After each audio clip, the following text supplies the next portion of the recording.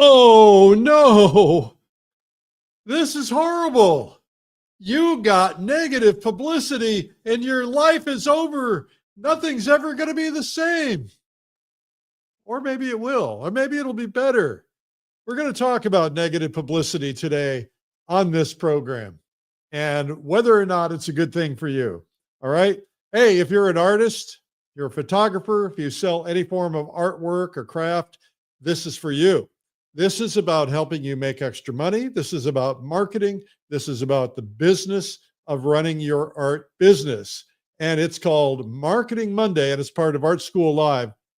I'm Eric Rhodes. I'm the founder of many magazines, many newsletters, many conferences, many events, many retreats, all kinds of things that are going on. I've been helping artists and art galleries and other businesses for decades. And I think maybe I can help you. Maybe not. But the goal here is to make you more successful if you want to be. Whatever you define success to be, maybe it's just a little bit more money. Maybe it's a lot of money. Maybe it's becoming super mega wealthy. My goal is to teach you how to do all that on this program. Now, it's short. I can't teach it all to you in one time. But anyway, let's get this show officially started. It's Art School Live with Eric Rhodes. Okay, today we're going to talk about negative publicity, but we're going to take your calls and we're going to go into your questions from the comments. So if you have a question in the comments, start with a question mark so we can immediately identify it when we're looking for them, okay? Now, here's how to go on live. If you want to go on live, it's pretty easy. If you have a camera hooked up to your computer because you normally use it for Zoom and so on, just go to artschool.live, artschool.live/stream, and then follow the instructions here. Hook up your camera and all that nonsense, okay? So I hope you guys are great. I hope you had a terrific Thanksgiving. Today is Cyber Monday. Ooh, I guess we got to get our last minute buying in today. I have not bought, well, I'm going to correct myself. I've only bought one Christmas present. I've got to get all that done. No pressure. Anyway, I hope you had a really great Thanksgiving. We had some family members here, had all the kids here. We had a great time. We played a lot of games. We laughed, a lot of laughter. It was really terrific having everybody here. I hope you had a good experience. That's what that's for. Let's hope we do. Okay. So if you want to come on live today, make sure you do that. And also, if you have a question, I'm going to go to a couple of questions. First off, if there's anybody in the chat, make sure that you do this. Here is one from Neil. What are the key elements of a profitable art business model? And what are the key metrics for measuring art business success? The key elements are, there's only one thing, one measurement of success when you're talking about financial success. Are you making money? Not are you selling anything? Sales don't matter. What matters are profits. So are you making money? Are you making money after taxes? That's what matters. So, it basically starts out with sales. So the typical metrics, and we're going to get into a lot of this in depth in my Art Marketing Mastery Day coming up in January 10th. So, but a lot of this is about, keeping track, setting goals, keeping track of your sales, making sure that you hit your goals. We're going to teach you how to do that. And then tracking your expenses. And, once you deduct your expenses, it's common sense stuff, but a lot of us don't know it. I didn't know it for a long, long time. And, deducting your expenses, making sure that you are compensating yourself for your time, for your travel, for all the things that come with all of what comes into your art business. If you're a photographer or a lot of artists, a lot of plein air artists, you were traveling the world. And, you've got costs, you've got hotel rooms, and you've got travel money, and you've got materials, and you've got all kinds of other things. You got to build that in, because when I first got into selling my photography, I had all this expense, but I did not have it built into my pricing. So I thought I was making money. And what it turned out was I wasn't making any money. I was just losing money because I was selling things for less money. I got some of my money back, but I didn't get it all back.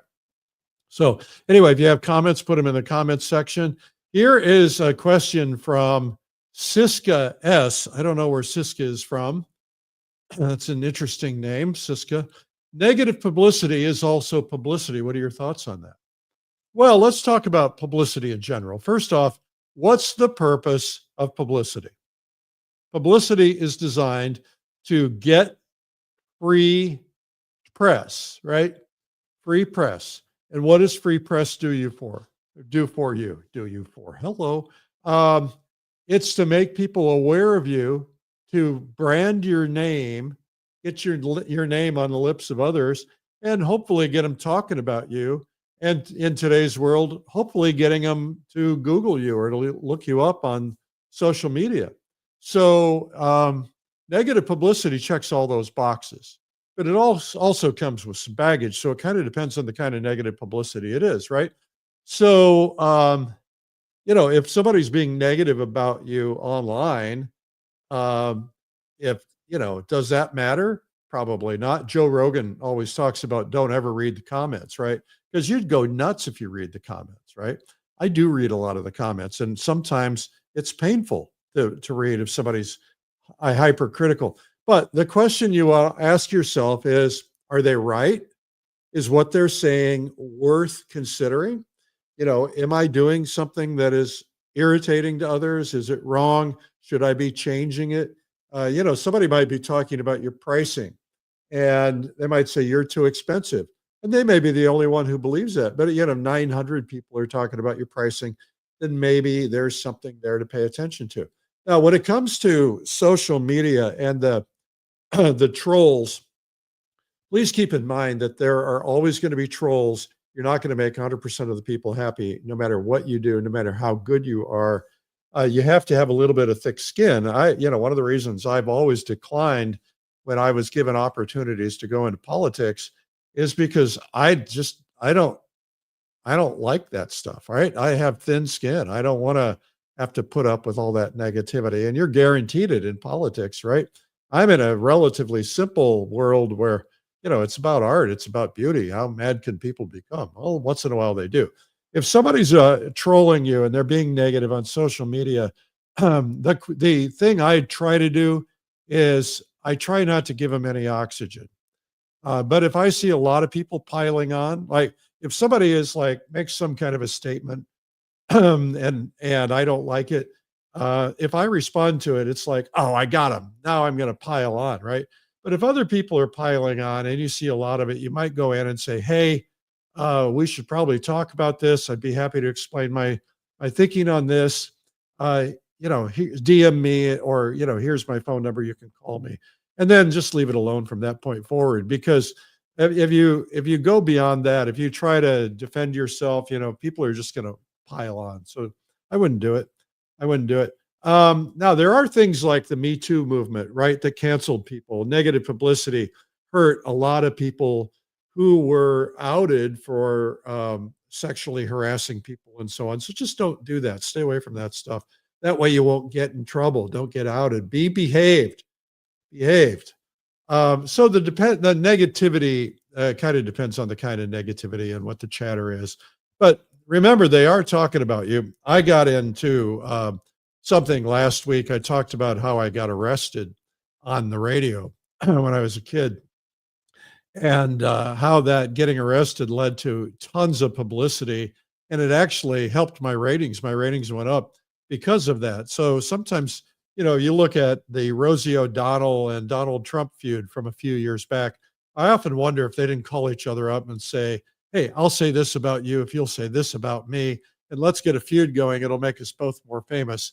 I think people do that. I'm not saying they did, but, sometimes I wonder those things. So, when you can get people talking about you, that's a good thing. Controversy sells, gets people talking about you. So, and, depending on the lifestyle you're trying to project as an artist, that could be a good thing. It could also be a bad thing. I have an artist friend who fired an artist from the gallery because the artist was being misbehaved on social media and the collectors were turned off by it, and including one collector wanting to return a painting.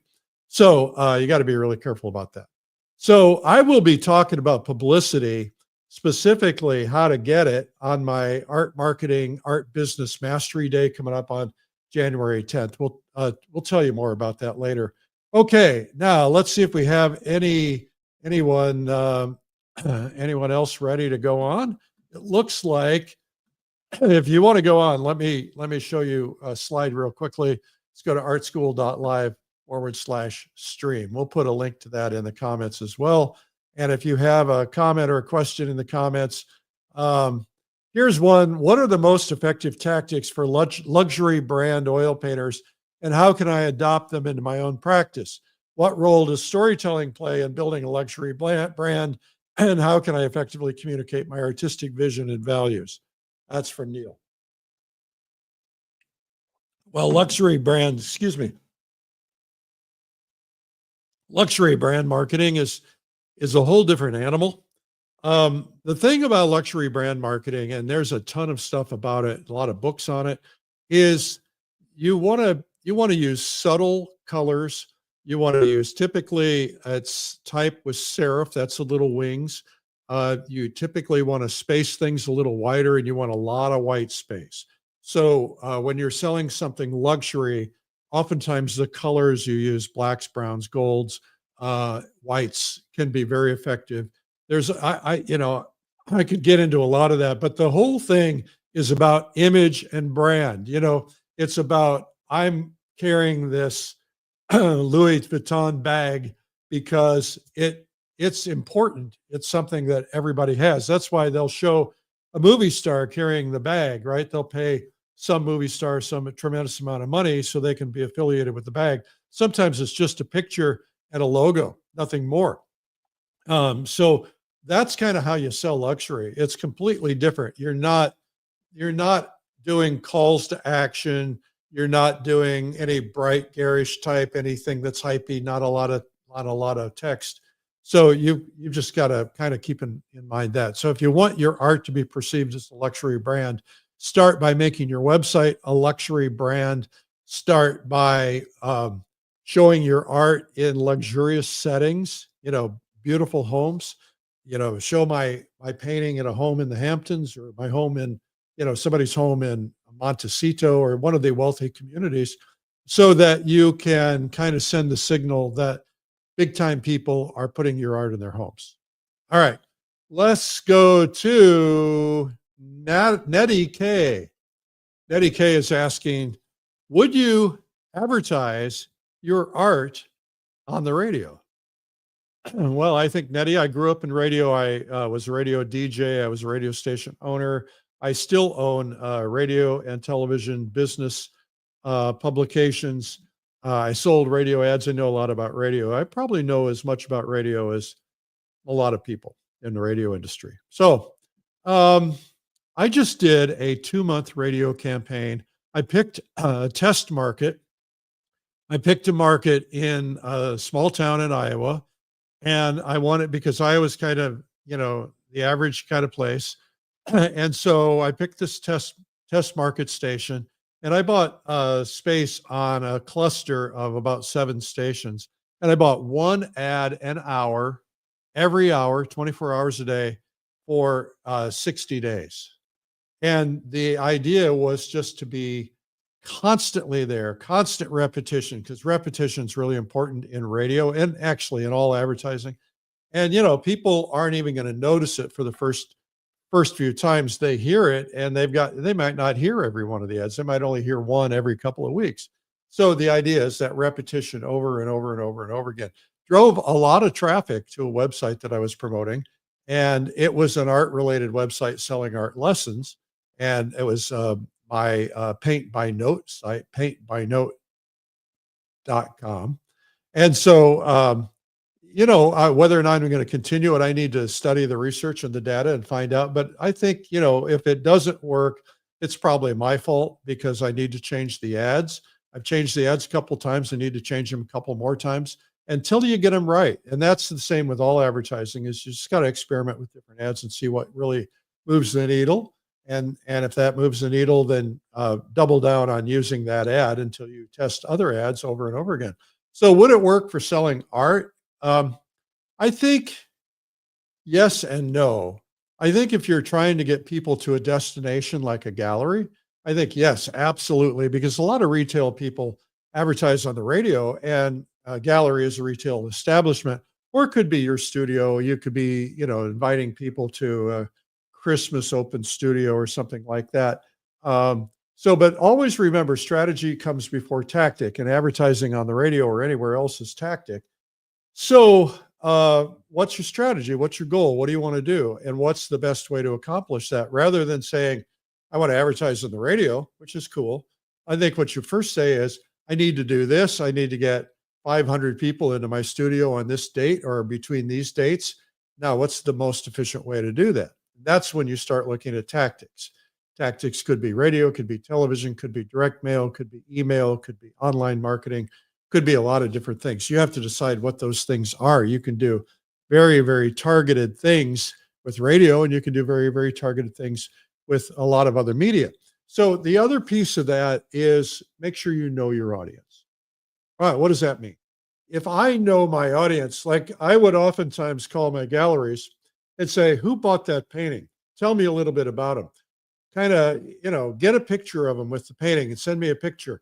And if I can call and interview them a little bit, hey, thanks for buying my painting. By the way, I'm just curious, what was it about that painting you liked? What spoke to you? Tell me a little bit about yourselves. If you can find a common thread from all the people who buy art, then you can target them. You can do lookalike audiences in social media. You can target them. Let's say you find that everybody who buys your paintings they're all gardeners. They're all into gardening. So then you say, all right, well, I'm going to advertise in the gardening show. Or you say, I found out that all the people who buy my sports paintings are sports fanatics. So I'm going to advertise in the sports radio station or TV station or something like that. So think in terms of where you want to be. But the key is great ads. So there's 3 legs on the stool, right? It's great messaging. That's your ads. Great placement, right? That's your media. Which media did you pick? Is it the right media? And then great repetition, right? And if you don't have those 3 things, and so you have to always assume anytime advertising isn't working, it's not their fault, it's your fault, right? People will call me. I'll get 2 calls in the same week. One call will say, I've been advertising with one of your magazines and it's not working. And then I'll get a call the same week from somebody else say, I can't believe how much business I'm getting from your magazines. So why is one working and one isn't working? Well, it depends on how much you place it, how frequently it's being seen. Do you have a really catchy ad? Do you have a really great headline? Is it grabbing attention? Does it have a call to action? Is it getting people to respond? There's all kinds of things that we'll be teaching a lot of this in Art Business Mastery Day about the important pieces to make an advertisement work, because it's never the media. I mean, I've got many thousands of people who read every issue. So it's getting delivered to them. And so if they're not responding to it, it's for some other reason. You got to figure out what that reason is. And that's the same with radio, TV, really with any media. Okay. Now let's bring up the slide again. If you want to go on live, just go to artschool.live/stream. Let's see if we have anything in the comments section here. Hello, everybody. Nice to see you again. And nice to have you tuning in today. In the comments, we have from Diane Burchett. And Diane says, should I hide a painting once it's been entered into an art competition? Well, Diane, a tall glass of water is a good way to think about a problem. By hiding it, I assume you mean once you've entered it, you don't want anybody else to see it, or you don't want to sell it.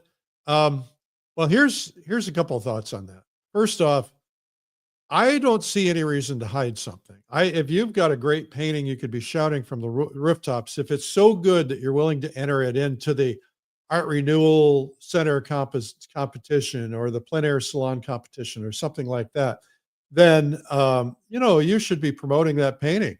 You don't have to. You can say, "Hey, I just entered this into this competition," or you can just talk about the painting, put it out there. I see no downside to doing that, but I can see a lot of upside. I've judged lots and lots of competitions, including just recently the Art Renewal Center. And I can tell you this, there are paintings that I saw that I recognized. They always put the name of the artist. They hide the name of the artist. I don't want to know the name of the artist, but there are paintings that I have seen leading up to judging, and that gives me repetition. So sometimes the first time you see a painting, it doesn't resonate with you, but you look at it more and more and more, it does. So if I see a painting a lot of times and then I'm judging a show, sometimes it's like, that's really a good painting. I think I'll give that a higher point, right? So, that should not be the intent, but I think that's a good way to make sure that, your paintings are being seen. And so it's not about cheating. It's really just about visibility. And it's, of course, helping you. You've got a good painting, you want to put it out there. So, and the other question would be related to that. Should I sell it?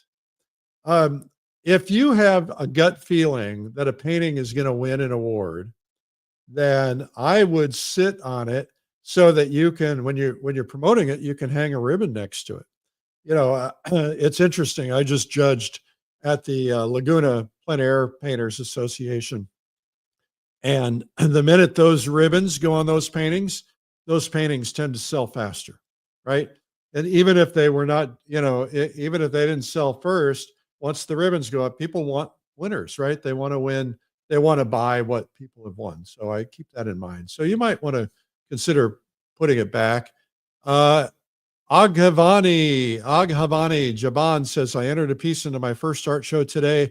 Really nervous, but I guess I have nothing to lose. Entering in shows, congratulations on that. See, what that does is it changes your mindset, because now when you're entering it, the first thing you ask yourself is, should I press the enter button?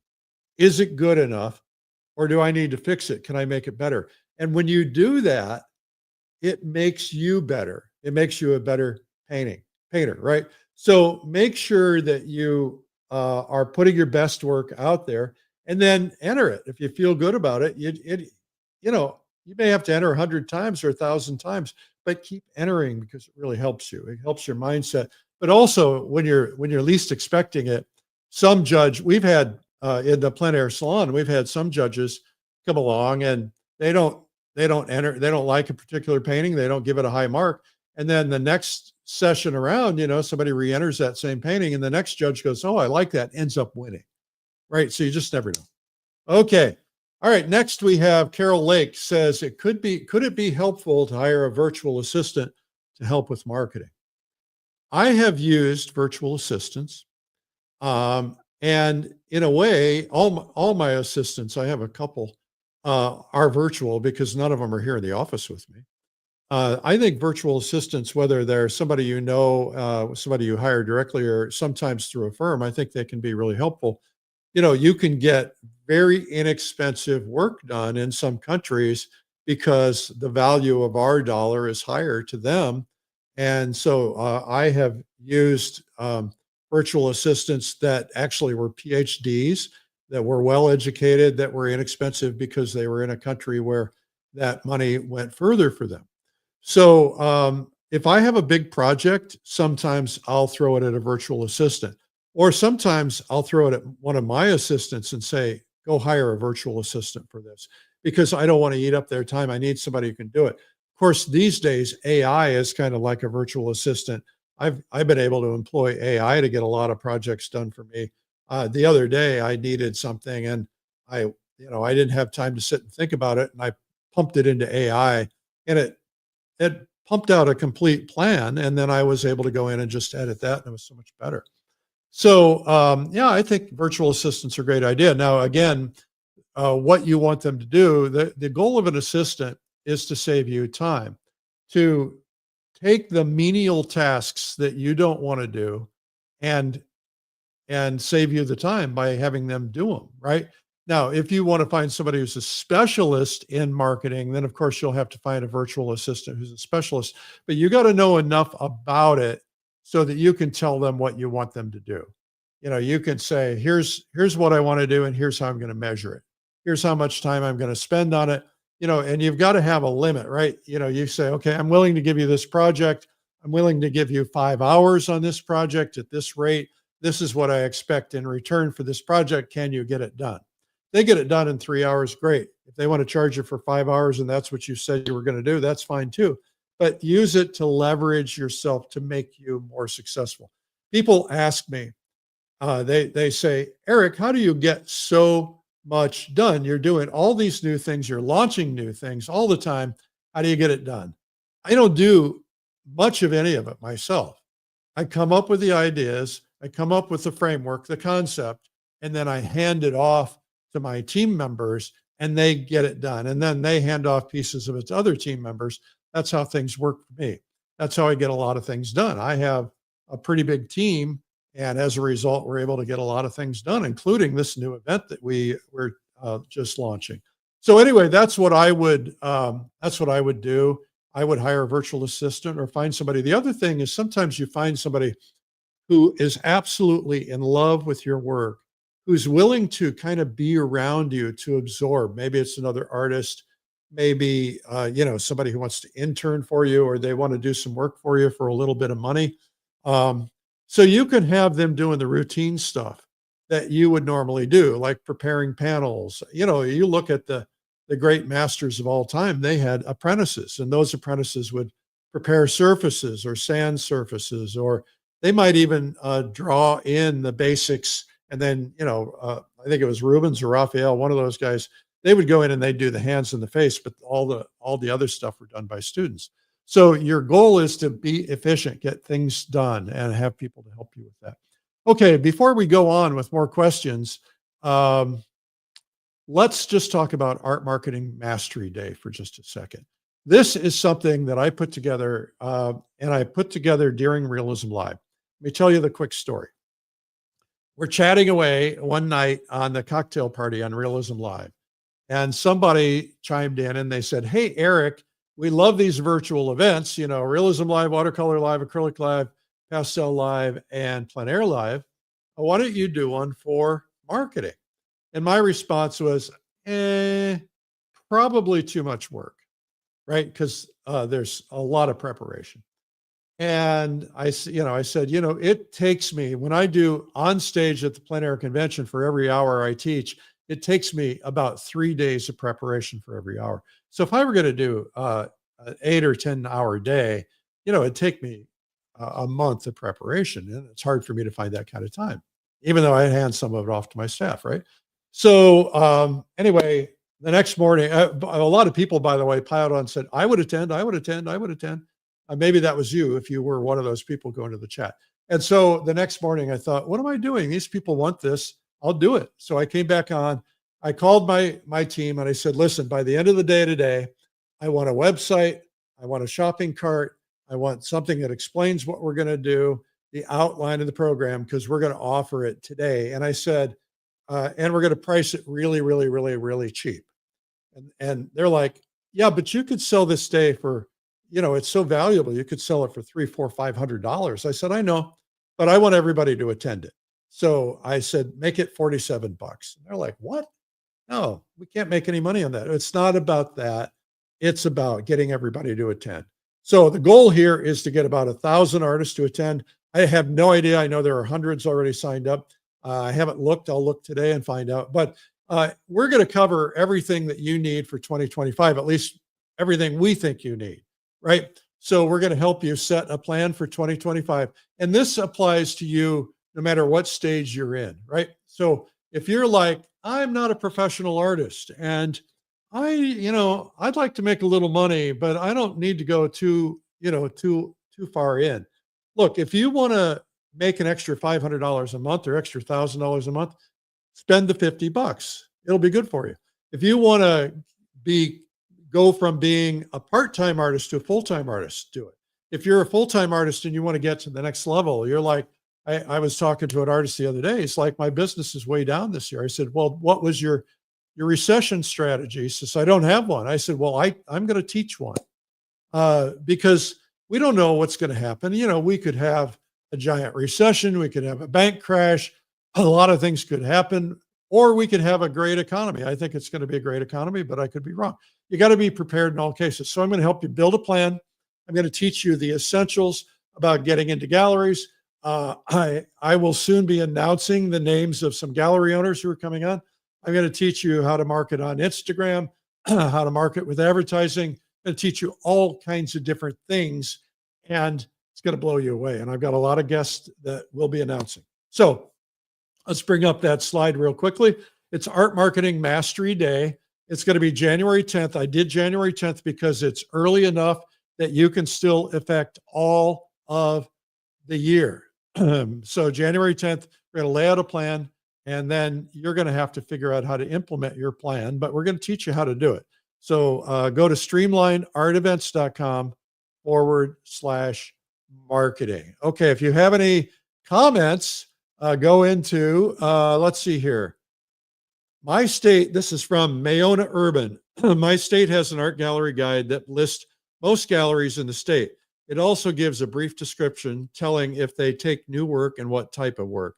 It often tells how to submit, when and who the person is to contact. Okay, I think that's right. I think, the reason they do that is galleries get inundated and they probably want you to follow a particular process. I will tell you this. I have a rule. My rule is zig when everybody else zags, right? So imagine this, you're a gallery owner. Always put yourself in their shoes, right? Put their hat on. You're a gallery owner, you're busy, you're trying to figure out how to run your business, how to manage your employees, how to pay the bills, how to get enough sales. Somebody walks in the door and they're interested in the painting, and you're talking to them, you're trying to guide them into whether or not they should buy that painting. And then somebody else walks in the door and they say, "Excuse me, I'd like to show you my art. I'm an artist." And you're like, "You're dead to me, baby," because the other person just walked out and you killed a sale.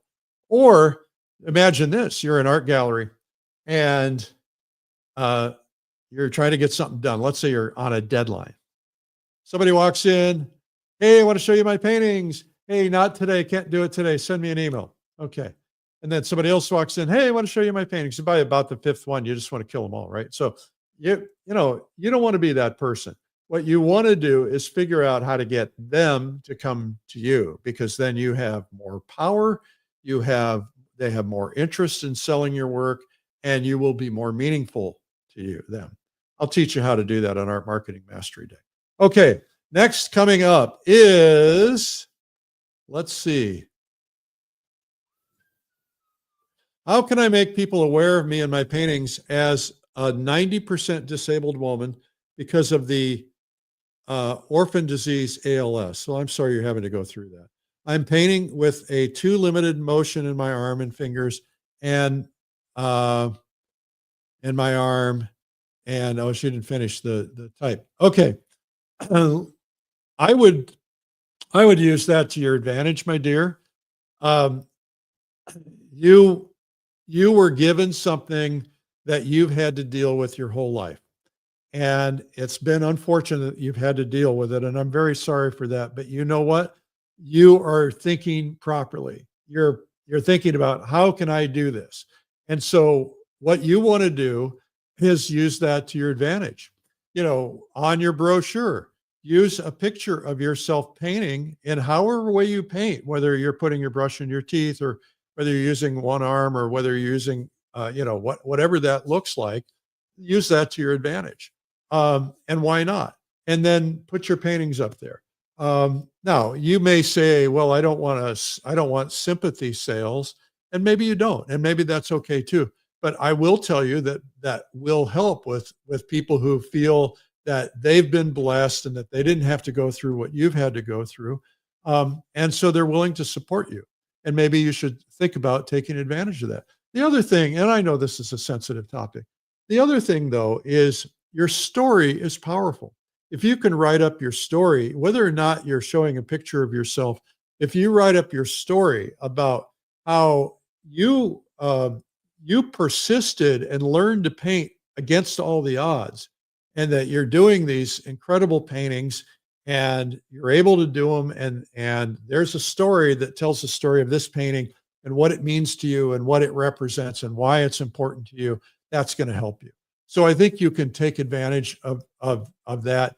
A lot of us have some really tough stories. I don't have a particularly tough story.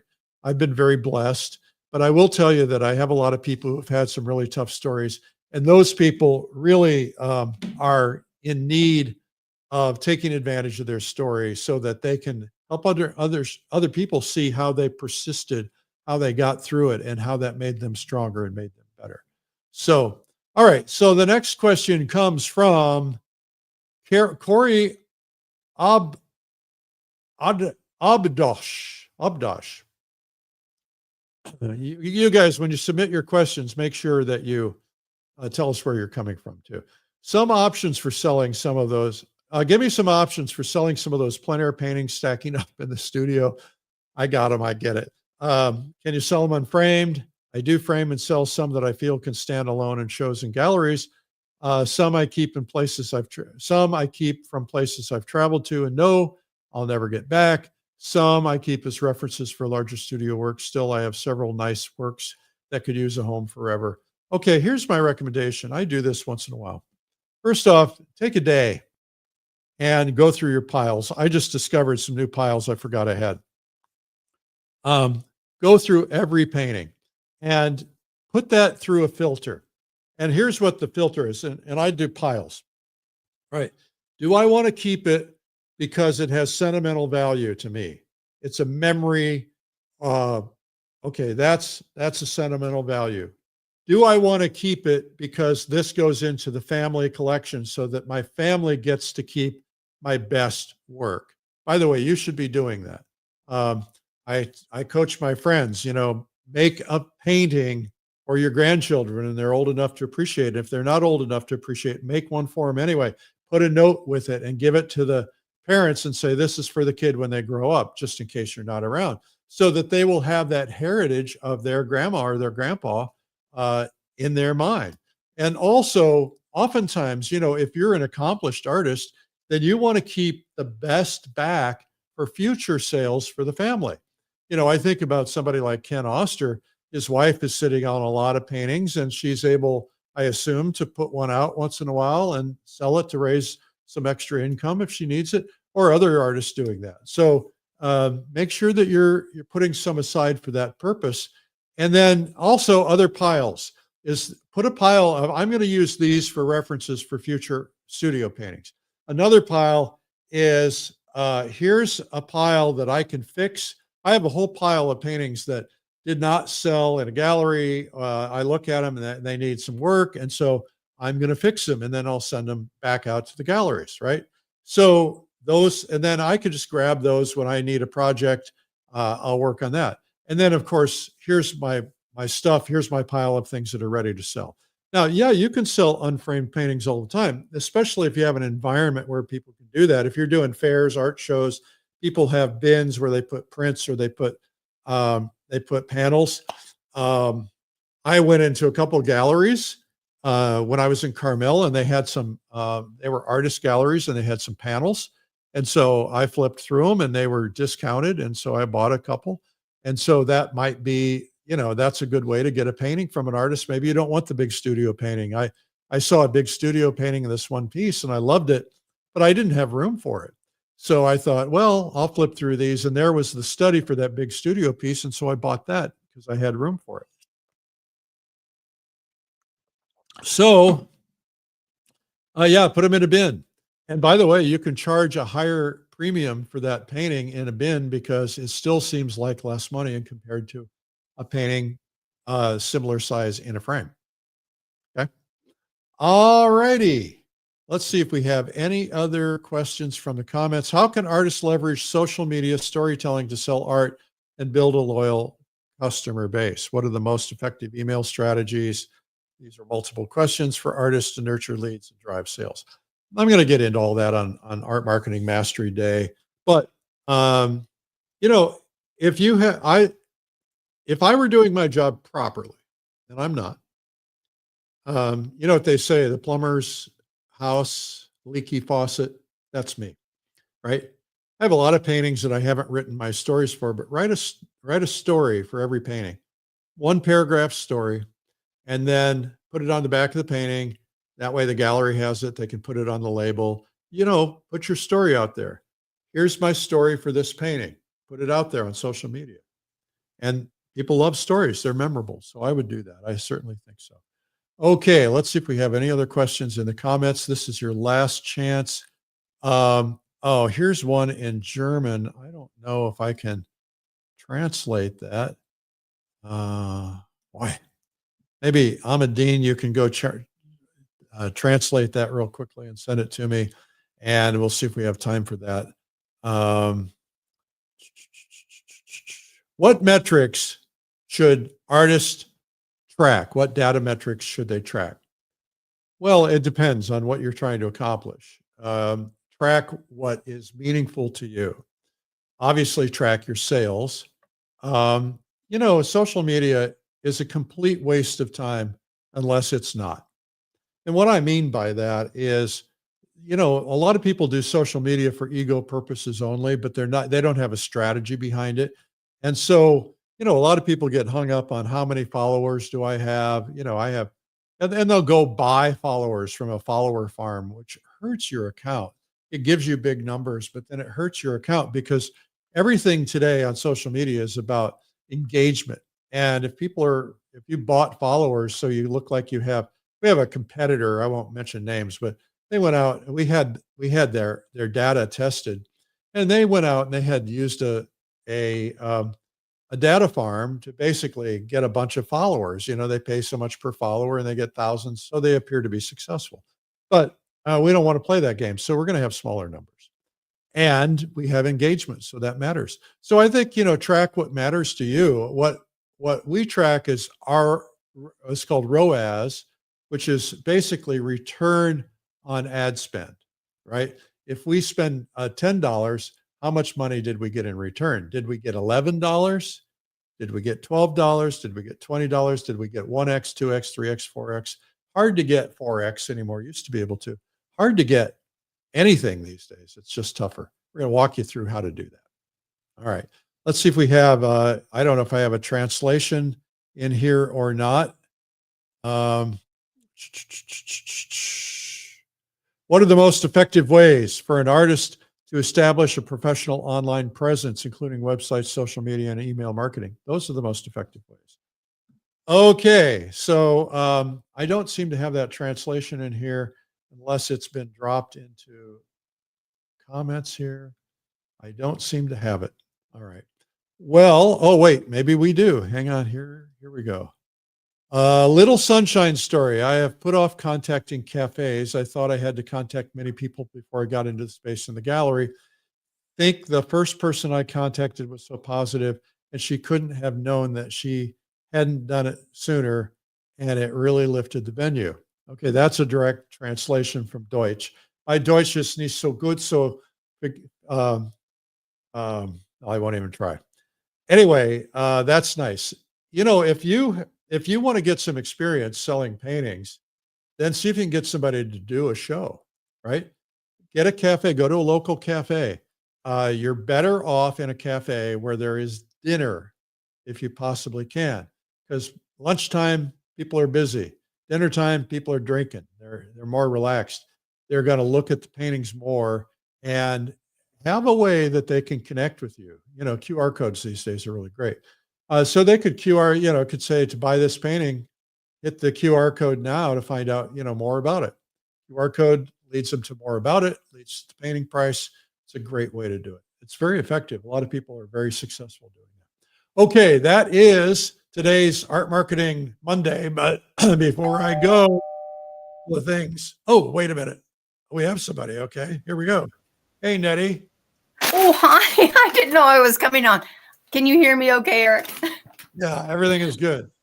Okay, good. Hi. Hey. I have, oh my gosh, have I got a mess in my studio? I had just recently seen a thing on something called square foot something. I don't know. It was a thing where in Canada where they were working on one individual style of paint, not style, but where they just did a whole show with just the same size paintings and then advertised that across the internet. And I just thought, is that, I thought that was kind of an interesting idea. And I wondered what your thoughts might be on that. Just, last minute here on doing it according to size or a theme or something like that, if that's a good idea. It's an absolutely great idea, Nettie. And I remember a very specific interest. I was with a group of artists in Marble Falls, Texas for a Christmas party or something. And I met an artist there that I'd never met before. His name was Rusty Humphreys. And I said to Rusty, he's talking about, he loves all the barns between where he lives in Dallas and where we were along I-35. I said, why don't you do a show? He said, what do you mean? I said, why don't you do a theme show and call it 35 on 35? He said, what a great idea. And so he did a show and he got a lot of attention. Of course, everybody in Texas knows 35, right? And so he did this big show. I don't know where he did it, if he did it in a studio or elsewhere, but I think the idea is really good. I think that you're looking for something that's going to stand out, that's going to draw attention, that will be different from the norm. So this morning, I got an email from a woman and she said, I produce paintings in postage stamp sizes. She sent a picture. The paintings are this big, and then they're framed with a big mat, and then they're framed with a frame. And I thought, that's a lovely idea. Now, there's a whole association of miniature painters that Julie Heath is involved with. And she paints, really small, and they have certain sizes. But this was like postage stamp. And I thought, what a unique thing. And she spends 11 hours on each painting, so they must be really incredible. I couldn't zoom in enough to really tell. But I thought, what a unique thing to do a show of that. Now, I was just with Kevin McPherson. He was staying here at the house. And he went down one night. He had a show in at the Western Museum in Kerrville. And the show was his paintings. He did the book about 365 paintings of his pond.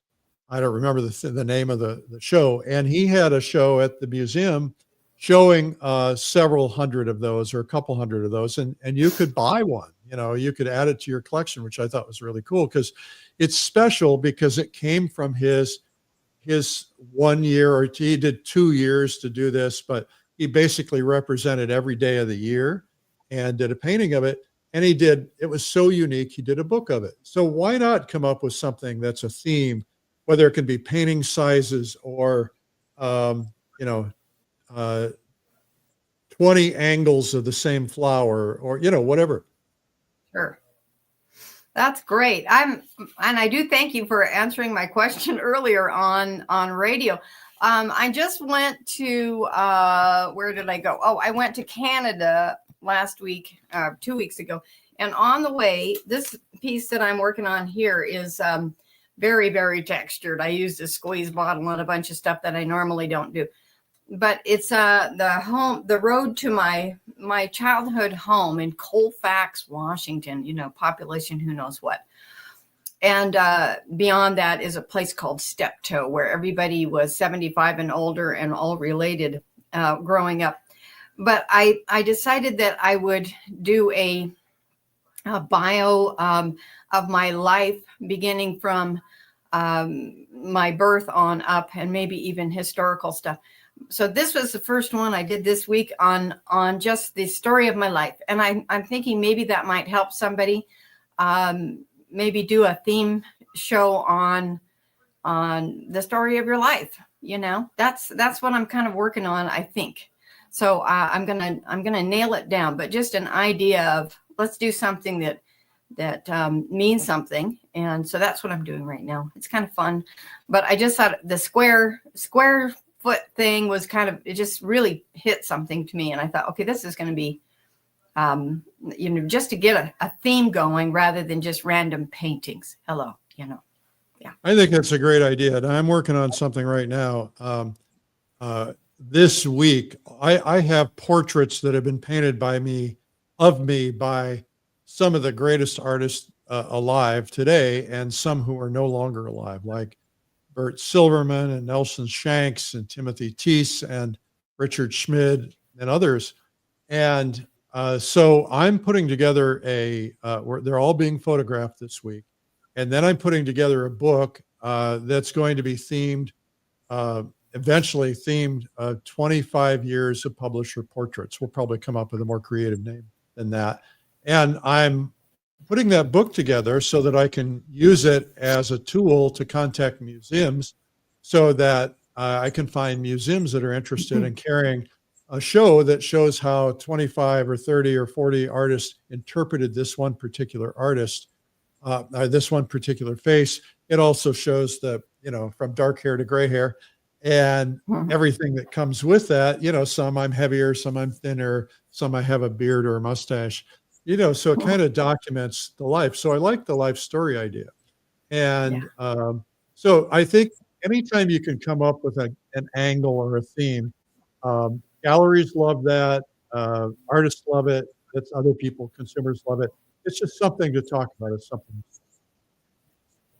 That's great. That's great. I love the idea of your portrait thing. It's just so fascinating that you have been painted almost as many times as Rembrandt. You just think about it. He painted himself. You got all the best artists in the whole universe around us who have painted you. And it's just incredible. I would want to see that.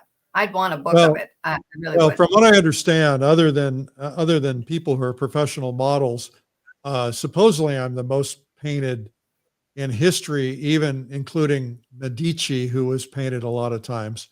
So I think that's pretty cool. Whether or not, that won't buy you a cup of coffee, but it's kind of cool to talk about. It's really cool. And, and I'm still getting requests from artists to paint my portrait. Some of our readers, our portraits have been, people have submitted portraits over the years and just added to the collection. And so many of those, unless they're just absolutely terrible, many of those are going to go in the show, including I have a miniature sculpture. Somebody did my portrait on a stick of chalk, and it's a little plastic. And then I have not been sculpted yet, but I'm waiting to do that. And I'm hoping to get a couple of sculpture pieces in the show. The show will be in 4.5 years. So we have to have it ready because the goal is to move it from one gallery to another in 1 year. And so anyway, we'll see if that works or not. But that's the idea. The theme is a really good idea. I love it. I love it. Well, thanks so much for indulging my little. I love indulging. Thank you. You know me. I love to talk. That's great. Yeah, me too. Me too. All right. Thanks, Eric. Appreciate you. Thank you for having the courage to come on. Okay, I want to tell you guys about a couple of things before we go. Black Friday, Cyber Monday. We decided we put a whole bunch of our stuff on sale from PaintTube TV for Black Friday, and then Cyber Monday. We decided last minute we're going to extend it to December 4th, up to 50% off on some of our titles. We have some of the greatest artists in the world that we've done instruction courses with. We have close to 700 of them. That's at PaintTube.tv. Get over there and check it out. The other thing is we have the one-day art marketing business mastery day, and that's coming up on January 10th, and you should go to that. It's cheap. Save yourself going to lunch one day or dinner one night or something. It's $45, $47. StreamlineArtEvents.com/marketing. People all over the world are going to be attending.